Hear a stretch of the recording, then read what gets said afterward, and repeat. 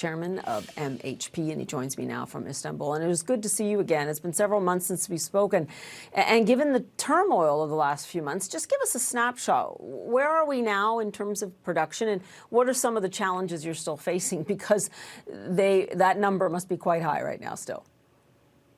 Look, Paula, it's been a challenge. It's all been about logistics, and yes, it's been a few months since we've spoken, but frankly, things are far better now than they were when we last spoke. I think the key issue now with the opening of the grain corridor, where approximately 4.3 million tonnes of grain have moved through this system since it opened and brokered by the Turks. But I think at present of that, around about half of it's corn and about 30% approximately wheat. It's moving out, and we expect probably 2, maybe 3 million tonnes will go through this route, whereas before when we last spoke it was just slowly dribbling across the EU borders. So yes, a very, very big improvement. Yeah, now slowly dripping, but also a deep concern on your part. And this really was catastrophic for a little while until they did broker that Black Sea initiative. You know, Russia has been, I'll say, a little bit cagey about whether or not they want that initiative continue. What would it do to a company like yours if that suddenly fell apart overnight?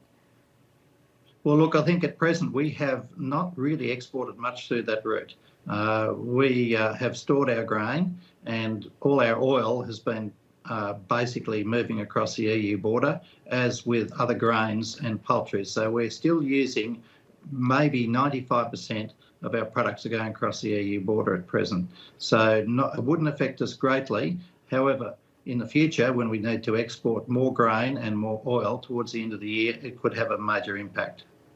You know, at the beginning of the war, you were doing your best not only to keep your business going, but crucially to get food, right? To get food to Ukrainians. Has that crisis abated? I mean, have you been able to get those supply lines in the country so that, you know, Ukrainians do have the food that they need? Yes, definitely. There's been a huge improvement in the logistics across the country at a time of war. And right now, there's only small amounts of pro bono poultry going through into the areas that are really needed.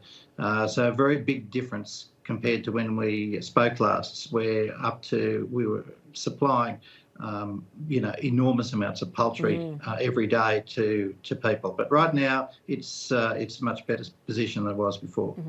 Good to hear, but look forward for us, if you will. Many of us hoped that, of course, we wouldn't go through another winter of war. It looks highly unlikely. What are your biggest concerns when you look forward to the next few months? I think that the biggest concern, again, is further escalation of the war. I was particularly worried about what was happening in the south, and any major military escalation in that area will close the ports again. So it's very, very tenuous. At present, we've been in a sweet spot where we haven't had a lot of military activity down there in the areas where we have to run the grain through the corridor. But again, as you're well aware, if there are major strikes on infrastructure, electricity, water, etc., that will have a major impact on Ukraine's economy and the ability of the companies within it to be able to export products out of the country. Yeah, and I guess, as you said, although things have gotten better now, that is the unsettling worry that so many people have, that it will continue to escalate. John Rich, again for us, good to hear you and hear your insights about what's going on there. Appreciate it. Thank you again, Paula. Good to talk. Up next for